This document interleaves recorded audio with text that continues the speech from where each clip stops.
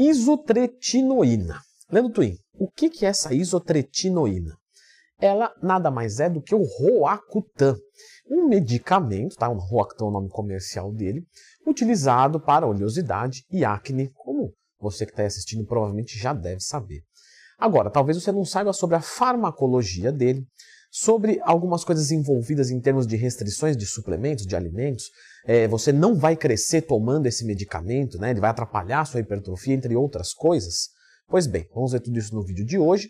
Convido você neste momento do mesmo jeito que o Roacutan combate a acne, você clicando no gostei vai combater para que este canal nunca mais deixe de postar um vídeo por dia. Primeiro de tudo, tá? Ele não é utilizado em qualquer tratamento de acne. Precisa ser uma acne que está gerando muitos danos àquele indivíduo, uma acne avançada. Casos simples, existem outras opções, de repente algum sabonete, uma higiene mais acentuada, uma correção de algum hormônio. Agora, quando a acne está muito avançada, o Roacutan realmente se mostra eficiente. Talvez a primeira pergunta de vocês seja, o Roacutan funciona? Sem nenhum tipo de dúvida. Extremamente eficiente no combate da acne. Pois bem, a isotretinoína, na verdade, ela é um derivado da vitamina A. Apesar de ser derivado, né, de uma coisa natural, ela tem um poder medicinal e com certeza é um medicamento. E ela vai combater nódulos, cistos e abscessos. Normalmente é utilizada quando outros tratamentos não surtiram efeito. Tá? Normalmente um dermatologista vai avaliar, vai tentar outras intervenções, nada surte efeito. Ou diagnóstico, não, realmente está muito elevado, nada vai funcionar tão bem. Então vamos para o Roacutan. Tanto homens quanto mulheres de todas as idades podem fazer esse tratamento desde que estejam saudáveis. Por isso uma bateria de exames sempre é necessário para que se comece a tomar o Roacutan.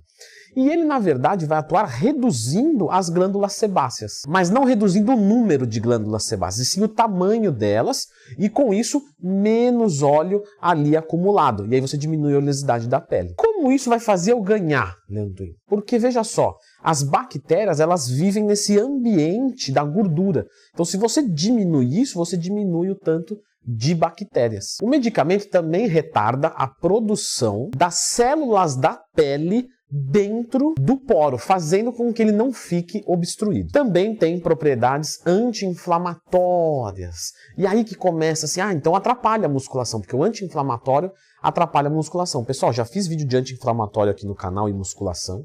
Sempre que tiver uma dúvida, Leandro Twin, tô com uma dúvida na cabeça agora. Volta no YouTube, Leandro Twin, mais tema, mais a sua dúvida, que você vai encontrar um vídeo meu aqui no canal. As propriedades anti-inflamatórias do Roacutan são leves. Então, nesse sentido, não irá atrapalhar em nada os seus resultados.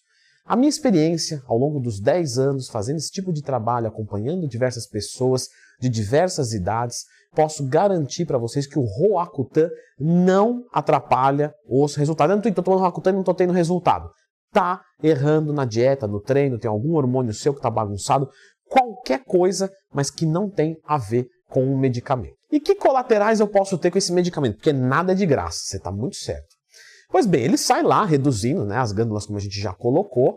Então, ressecamento de pele pode acontecer. Mas não só de pele, também dos olhos, dos lábios. Por esse ressecamento pode haver sangramento nasal, sangramento das gengivas e também queda de cabelo. Pode acontecer, tá, em casos mais isolados, dores de cabeça, dores musculares, transtorno de humor, em específico depressão, mas tudo isso é muito, muito pouco. Algo que pode acontecer é o aumento das transaminases, glutâmica pirúvica e glutâmica oxalacética, TGO, TGP ou ALT e AST, é a mesma coisa. E aí que vem um erro gravíssimo, que é não pode usar suplemento enquanto estiver usando o Roacutan. Não! O suplemento eu já expliquei aqui no canal. Ele é só um alimento de forma concentrada ou isolada. Então eu tenho proteína no meu leite, tá? Mas num copo de leite de 200 ml eu vou ter 6 gramas de proteína. Numa dose de whey eu vou ter 24 gramas de proteína. Então eu tenho proteína de forma concentrada. Porque no mesmo ambiente, no mesmo veículo, eu vou ter muito mais proteína. Mas essa proteína não só está de forma concentrada, como de forma isolada. Porque o leite vai ter carboidrato, vai ter cálcio, vitamina A, D, E, K. E tudo isso é fantástico se você procura isso. Mas dependendo, você precisa aumentar a sua ingestão de proteína sem aumentar o carboidrato, a gordura, o cálcio, etc. E aí um suplemento de proteína pode ser muito bem-vindo. Sem falar que, né, preciso de 24 gramas de proteína, então vou mandar 800 ml de leite. Sendo que um copo de whey é mais confortável. É só isso que é um suplemento.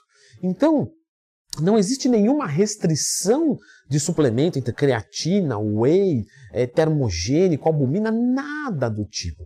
A única coisa que a gente tem que tomar cuidado é com a vitamina B12, porque a vitamina B12 pode aumentar a oleosidade da pele e não é que vai anular o efeito do medicamento, mas é contraprodutivo você colocar uma coisa para fazer um benefício e colocar outra para remar contra. Então você vai evitar. Um multivitamínico sem B12, fantástico, pode ajudar no controle dos colaterais, inclusive do TGO e do TGP, já que a saúde hepática tem tudo a ver com uma boa ingestão de micronutrientes. E os hipercalóricos?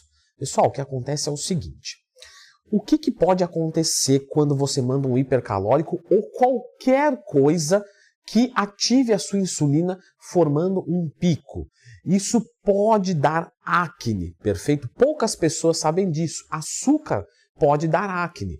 Então, neste sentido, você não vai evitar o hipercalórico, você vai evitar qualquer coisa que gere um pico de insulina. Portanto, excelentes hábitos alimentares são necessários para que esse medicamento funcione muito bem. Então, pede para cortar chocolate, não é porque tem gordura necessariamente, e sim porque ele vai dar um pico de insulina por causa do açúcar.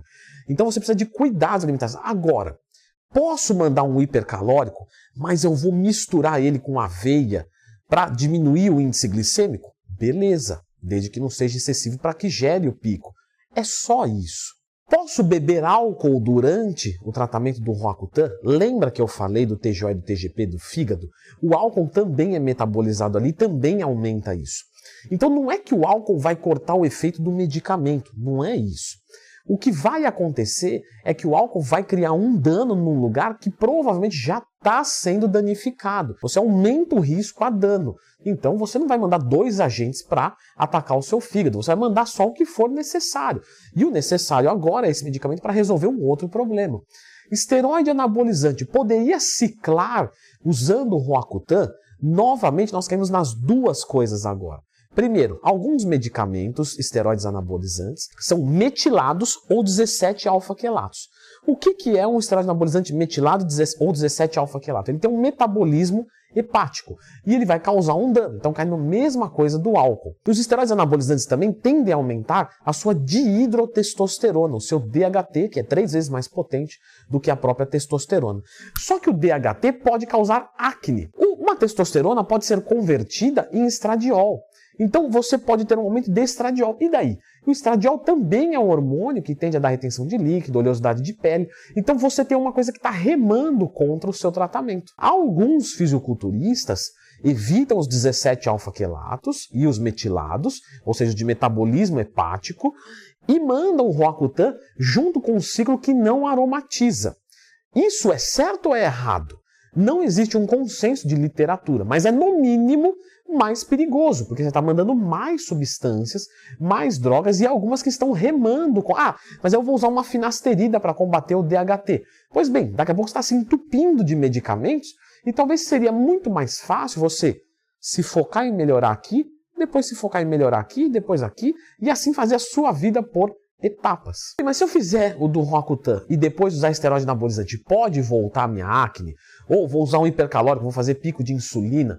Pessoal, mesmo que você siga tudo certo, o Roacutan tem um nível de mais ou menos 20 a 30% de alguma piora do quadro. Não quer dizer que vai voltar a ser o que era antes, mas você pode ter alguma regressão, porque ele diminui o tamanho pode voltar um pouco, né? Mas a tendência é de que você tenha uma melhora que você vai experimentar para o resto da vida. Algumas pessoas fazem o uso do Roacutan uma vez, ficam muito bem, aí começam a colocar coisas na sua vida que vão piorando essa acne, como ele tem uma tendência natural a isso, ele precisa usar o Roacutan de novo para controlar. Isso acontece. Esteroide anabolizante aumenta essa chance? Sem nenhum tipo de dúvida. Você aumentar o estradiol, o DHT, você, por exemplo, ingerir alimentos de alto índice glicêmico em excesso, tudo isso pode acelerar uma volta. Outra coisa também é sobre a CPK, tá? Creatina fosfoquinase. A creatina fosfoquinase é um metabólito. Então, quando você treina, você aumenta a CPK. E isso é um indicativo de dano muscular.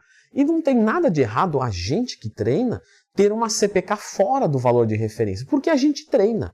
Então, aquele valor laboratorial, ele é de acordo com pessoas que não praticam atividade física de forma intensa. E aí, quando você treina pesado, o seu CPK sobe. E aí, algum médico pode pegar aquilo e ler e ficar preocupado. Você tem que tranquilizar ele. Fala, olha, eu treino bastante pesado. E você que está usando o Roacutan, você pode treinar pesado sem nenhum tipo de problema. Mas vai subir a CPK. Não tem problema. Faz uma boa alimentação, que a CPK vai subir, o que é normal, perfeito. Toda pessoa que acaba de treinar tem a CPK mais alta e isso não é um problema, porque justamente indica um dano muscular que você fez agora. Vou pegar um paciente acamado. Muito bem, um idoso. Faz quanto tempo que ele está aí acamado? Faz 2 semanas. E a CPK dele está lá no teto. Eu falo, mas por quê? Não se mexeu, não saiu do lugar? A CPK lá em cima? Pois aí sim é um motivo de preocupação, porque a gente não está entendendo da onde está vindo essa degradação proteica tão alta, né? Não tem uma explicação. Nós temos um quadro de CPK alta patológica. Agora, uma CPK alta em resposta de um treino intenso, tranquilo. Então, que legal. Tem muitos exames que a gente tem que tomar bastante cuidado, né? E é verdade. E eu separei aqui alguns exames que são essenciais para quem treina. Então, se você se preocupa com seus resultados e com a sua saúde, esses exames aqui você não pode deixar de fazer e melhorar essas taxas. Confere esse vídeo aqui que é importante.